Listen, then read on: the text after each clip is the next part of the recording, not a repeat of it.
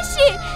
তো তোকে বিদেশে পাঠানোর লাগে যে টাকাটা লি শুনো না, সেই টাকাটা লিয়ার লাগে রাত দুপুরে এসে ঝামেলা করছে। সি জামাই সি, আপনাদের কাছে এটা আমি আশা করেছিলাম না। টাকা লাগবে আমাকে বলবেন।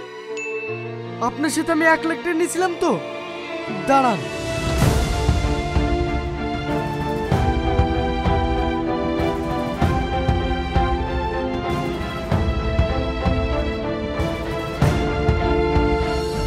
এইলেন। আপনি আমাকে 1 লাখ টাকা দিয়েছিলেন তো, সুদ সমেত 3 লাখ টাকা দিলাম। আরো লাগলে বলবেন।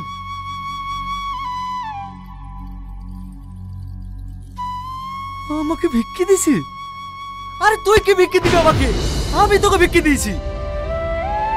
আর আমার ভিক্ষির টাকা তুই এত বড় হয়েছি। তুই যদি কোটিপতি হয়ে যাস না, তাও আমি তোর ভিক্ষা নেবো না। জমা। আরে হ্যাঁ, তোদেরকে একটা কথা বলছি, কান খুলে শুনে রাখ।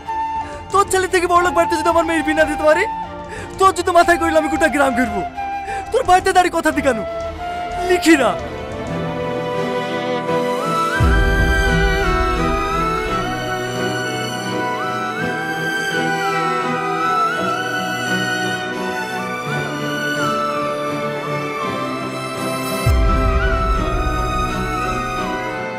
দেখ দেখ, তুই নিজের চোখেই দেখ কোন ফ্যামিলিতে বিয়ে করে নিজের জীবনটা বরবাদ করতে যাচ্ছিলি।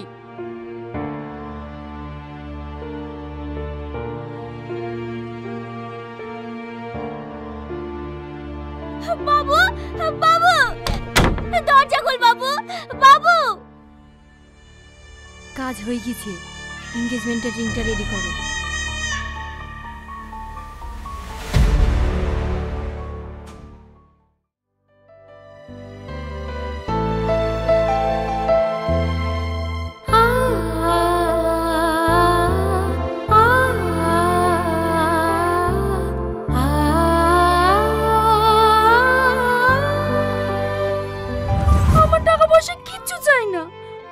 আমার শুধু তোমাকে চাই।